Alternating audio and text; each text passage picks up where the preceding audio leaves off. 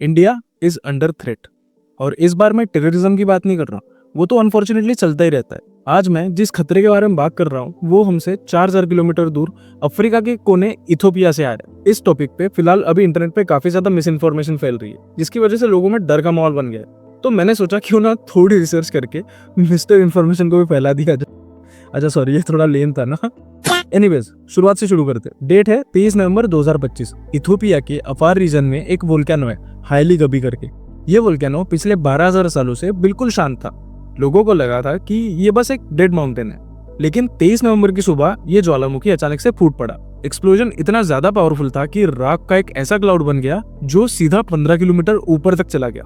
सोचो, mount Everest से भी ऊपर तक। सिर्फ राख ही नहीं बल्कि 2,20,000 टन सल्फर डाइऑक्साइड गैस सीधी हवा में फैल गई। नासा के सैटेलाइट्स ने इस इरप्शन को लाइव कैप्चर किया। यूरोपियन स्पेस एजेंसी ने इस प्लम को ट्रैक किया और साथ ही कई साइंटिस्टों ने कहा यह अफ्रीका में पिछले कई हजार सालों में सबसे पावरफुल इरप्शन में से एक है। तो ये हो गई थोड़ी जनरल इन्फॉर्मेशन। अब आते हैं असली मुद्दे पे कि इथोपिया का वोल्केनो इंडिया के लिए खतरा कैसे बन गया। इसका जवाब सिंपल है, जेट स्ट्रीम विंड्स। एटमॉस्फेयर में बादलों के ऊपर हवा का एक इनविजिबल एक्सप्रेस हाईवे की तरह एक बना हुआ होता है जो 100 से 130 किलोमीटर प्रति घंटे की स्पीड से ऑपरेट करता है। उसी हाईवे पर सवार होकर ये वोल्केनिक ऐश क्लाउड इथोपिया से निकलकर रेड सी क्रॉस करके, ओमान से गुजरकर, अरेबियन सी पार करके, पाकिस्तान क्रॉस करके सिर्फ 36 से 48 घंटों के अंदर इंडिया के ऊपर आ पहुंची। 24 नवंबर की रात दिल्ली के ऊपर वोल्केनिक ऐश डिटेक्ट हुई और 25 नवंबर की शाम इंडिया मेट्रोलॉजिकल डिपार्टमेंट यानी कि IMD ने ऑफिशियली कंफर्म कर दिया कि ऐश क्लाउड इंडिया से निकल चुकी है। सोचो, हवा ने अफ्रीका से 4130 किलोमीटर दूर इंडिया तक राख उठा लाई और वो भी सिर्फ 36 से 48 घंटों। और जब ये खबर पब्लिक तक पहुंची तो सोशल मीडिया पे कई सारी बातें बनी, जैसे कि दिल्ली पे ऐश गिरेगी, एसिड रेन होने की चांसेस है, पोल्यूशन एक्सप्लोड हो जाएगा, सांस लेना मुश्किल हो जाएगा। लेकिन यहीं पर साइंटिस्टों ने एक स्टेटमेंट दिया, वोल्केनिक ऐश 8 से 15 किलोमीटर ऊपर ट्रेवल करती है सी लेवल से, और इंसान सिर्फ सी लेवल से 2 किलोमीटर की लेयर में ही सांस लेता है। मतलब राख हमारे सर के बहुत ऊपर से गुजर चुकी है और हमारे लंग्स तक ये कभी पहुंची नहीं। इसका मतलब ये हुआ कि ना एसिड रेन का रिस्क, ना ग्राउंड लेवल पोल्यूशन का इफेक्ट, ना कोई हेल्थ इमरजेंसी। दिल्ली का AQI पहले से काफी ज्यादा खराब है। स्टबल बर्निंग, गाड़ियों की वजह से होने वाला पोल्यूशन, कंस्ट्रक्शन से होने वाला पोल्यूशन, वोल्केनो ने इसमें एक पॉइंट तक ऐड नहीं किया। IMD ने सीधे स्टेटमेंट दिया, इसका इम्पैक्ट सिर्फ और सिर्फ एविएशन पर हुआ है, पब्लिक पर इसका कोई खतरा नहीं है। लेकिन एविएशन के लिए ये वाकई में एक नाइटमेयर की तरह था। अब वो समझते हैं कि उनके लिए ये नाइटमेयर क्यों था। तो प्रॉब्लम ये है कि अगर वोल्केनिक ऐश जेट इंजन के अंदर चले जाए तो वो ग्लास जैसे मेल्ट होकर इंजन को जाम कर देती, प्लेन मिड एयर पावरलेस हो सकता है और उससे काफी ज्यादा दिक्कतें आ सकती। इसीलिए directorate general of civil aviation ने तुरंत एडवाइजरी जारी की और उसका असर दुनिया भर के एयरपोर्ट्स पर दिखा।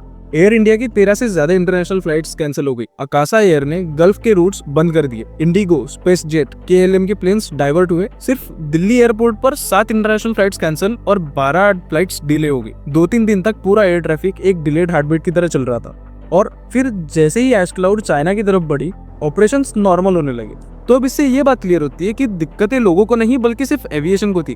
ऑल्दो हाँ, एविएशन की वजह से लोगों को थोड़ी सी दिक्कतें फेस करनी पड़ी, लेकिन मुद्दा अभी है कि ऐश दिल्ली पर गिरी नहीं। जो मेन कंसर्न पोल्यूशन और पोल्यूशन फटने का या सांस लेने वाला था वो नहीं हुआ। एसिड रेन का कभी कोई चांस ही नहीं था। वोल्केनिक आफ्टरमैथ कभी हमें छू तक नहीं पाया। 2010 में आइसलैंड में भी एक वोल्केनो फटा था और यूरोप का पूरा एयर स्पेस 6 दिन के लिए बंद हो गया था। लेकिन इस बार इंडिया सिर्फ 2-3 दिन में ही नॉर्मल हो गया। साइंटिफिकली देखा जाए तो इंडिया लकी रहा। और अब सबसे इंपॉर्टेंट सवाल, क्या इंडिया वाकई में किसी रियल थ्रेट में था? पब्लिक के लिए जवाब है बिल्कुल नहीं। No health impact, no pollution jump, no weather disaster. सिर्फ एविएशन सेक्टर को टेम्पररी झटका लगा और वो भी कंट्रोल तरीके से हैंडल हो गया। तो जब आप इंडिया अंडर थ्रेट जैसी अभी हेडलाइंस देखोगे तो थोड़ा रुक के सोचो, क्या ये खतरा रियल है या सिर्फ लोगों के अंदर डर बिठाने के काम हो रहे? इथोपिया का वोल्केनो फटा, UAE की फ्लाइट्स रुकी, पाकिस्तान ने ऐश देखी और इंडिया में पैनिक फैल गया। ये है आज का कनेक्टेड वर्ल्ड। ये तो कुछ ऐसे हो गया जैसे वोल्केनिक ऐश से ज्यादा फास्ट आजकल झूठ और डर फैलने लग गया। तो आई होप कि आपको ये सारी चीजें समझ आ गई हुई। तो अब आप मुझे कमेंट्स में बताओ कि इन चीजों पर आपकी क्या राय है। ऑल्सो मैं सोच रहा हूँ कि थोड़ा दिल्ली के AQI के बारे में भी बात करनी चाहिए। तो आप चाहो तो उसके आर्गुमेंट्स भी यही कमेंट सेक्शन में आप दे सकते हो और फिर मैं उन्हें अपने दिल्ली AQI वाली वीडियो में कवर कर लूंगा। और अगर ये वीडियो आपको ग्राउंडेड लगी हो तो इसे शेयर जरूर करिए। ऑल्सो अभी रिसेंटली जो नेपाल में जेनजी प्रोटेस्ट हुआ, अगर उसके बारे में आपको विस्तार में सारी चीजें जाननी है तो इस वीडियो पर क्लिक कीजिए। और अगर आपकी गाड़ी का माइलेज भी E20 की वजह से कम हो रहा है तो उसकी पूरी कहानी समझने के लिए इस वीडियो पर क्लिक कीजिए। मैं आप लोगों से मिलता हूँ नेक्स्ट वीडियो में। तब तक अपना ख्याल रखिए और दूसरों का भी।